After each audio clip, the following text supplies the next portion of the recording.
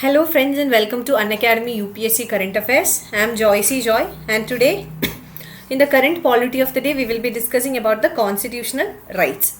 We will see what are constitutional rights.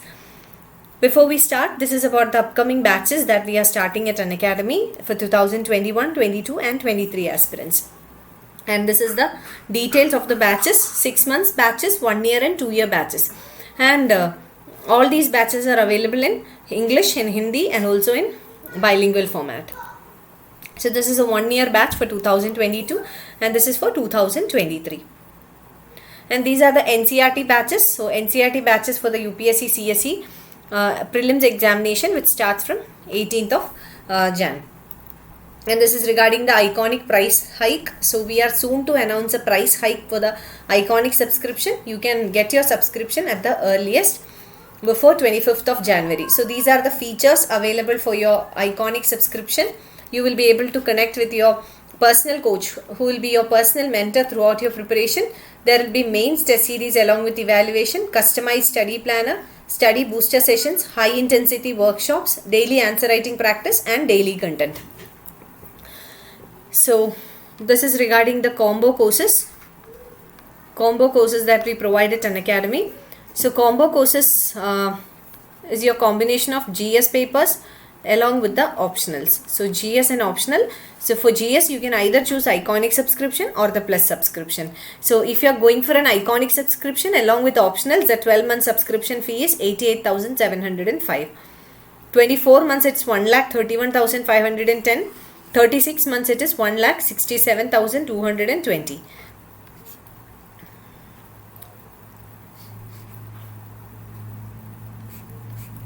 And if you are going for the plus subscription along with the optionals, 12-month subscription comes at 70,103, 24-month subscription at 99,680 and 36 months at 1,21,200.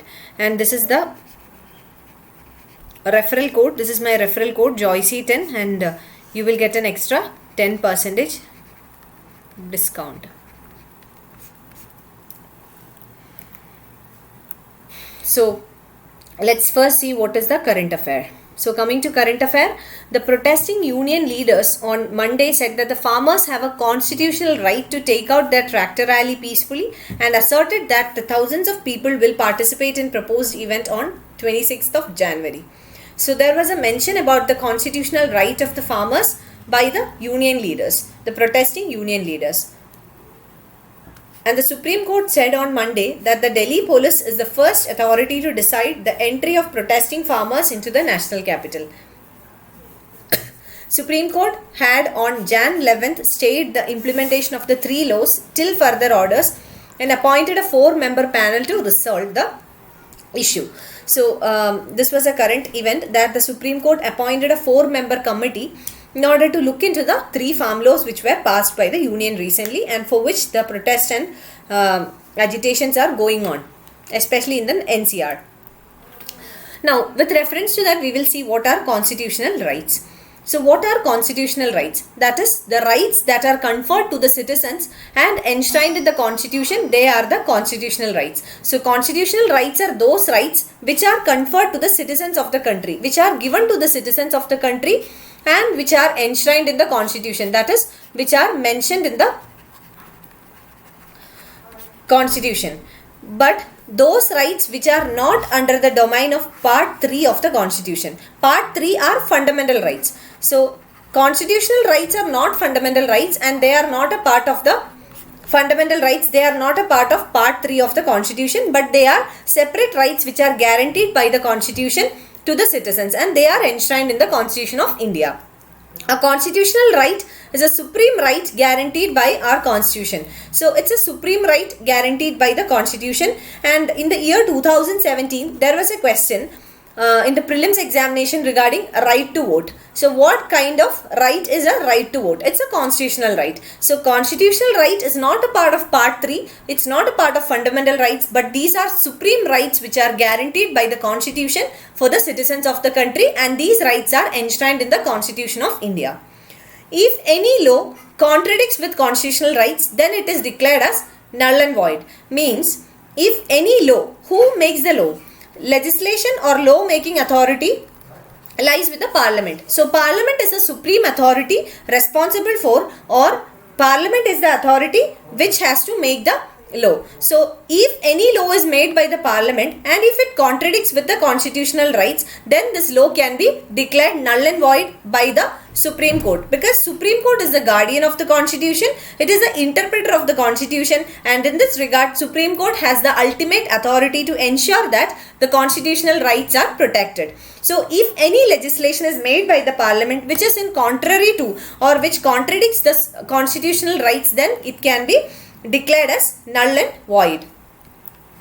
The rights are not basic and do not apply to everyone. So these constitutional rights, they are not basic rights, which means they are universally not applicable to everyone. Constitutional rights can be created and it can be interpreted by law from case to case basis, which means the constitutional rights, they evolve out of circumstances, evolve out of certain situations. So constitutional rights can be created by the court, Supreme Court, and this can be interpreted by the law from case to case. The rights can be a prerogative or a duty. It's also a restraint of some power. So the rights, constitutional rights, can also act as a restriction or a restraint of some power which is recognized and established by a sovereign state or a union of states. So it's a restraint of some power and which is recognized and established by a sovereign state or a union of states. And these are the other types of rights. One is natural rights. So natural rights are rights available to human beings from birth. That is, naturally it is available to human beings because by the virtue of being a human being, it's available. It's not dependent on law or customs or any particular culture or government, and so universal and inalienable.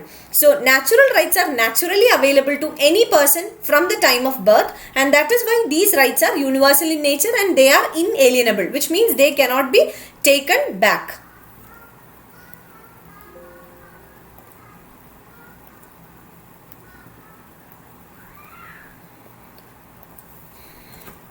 And they are not dependent on any law or customs. They cannot be taken away by any law. So natural rights cannot be taken away by any law. It includes the right to personal life, liberty, and right to privacy, etc. So these are some of the natural rights. So naturally it is given to a person. Then we do have the legal rights. So legal rights, they derive their authority from human made laws, that is according to law. And who makes the law? Human beings, or the legislation is a body of human beings, a body of representatives. So law is framed by the legislation, and legislation is a body of representatives of the people, and these representatives are human beings. So the legal rights derives their authority from human made laws and it can be repealed or amended. And it means vulnerable to whims and fancies of the government in power, because the legislation, majority of the legislation or majority of the membership in the legislation is enjoyed by the governing party or governing political party or the government. So in that case, the government will have an upper hand in framing the laws for the country. Therefore, the legal rights are vulnerable to the whims and fancies of the government in power. And the rights mentioned implicitly in constitution or through some act. So legal rights are mentioned implicitly in constitution or some act. Act means some law of the parliament. On violation of legal right, aggrieved person can approach the High Court under Article 226 for their enforcement. Then we do have the fundamental rights, which are fundamental to the human beings. So these are basic rights available to the citizens, and it is enshrined in Constitution under Part 3. So it's mentioned in the Constitution under Part 3 from Article 14 to 32. So they become the fundamental rights of the individuals. It includes right to equality, right to constitutional remedies, right to religion, right against exploitation, and right to freedom.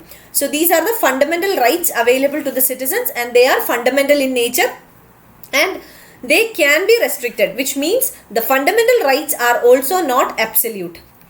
So they are also not absolute. They can be restricted. Reasonable restrictions can be imposed.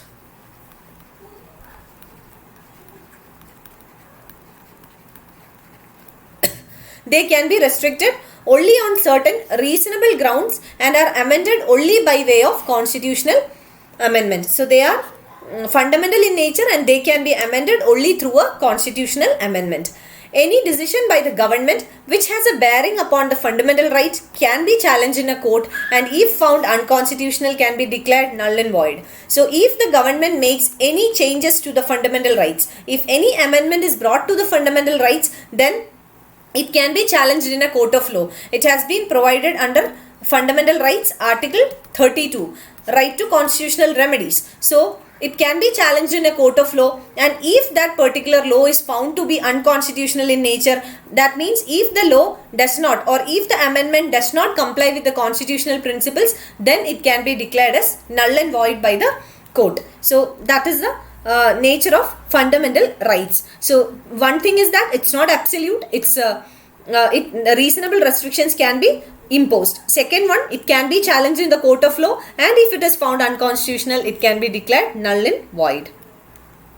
So that is about the constitutional rights, a very very important topic, especially for prelims, and some other rights like the fundamental rights, natural rights and the legal rights. Thank you so much for watching. I hope to see you again.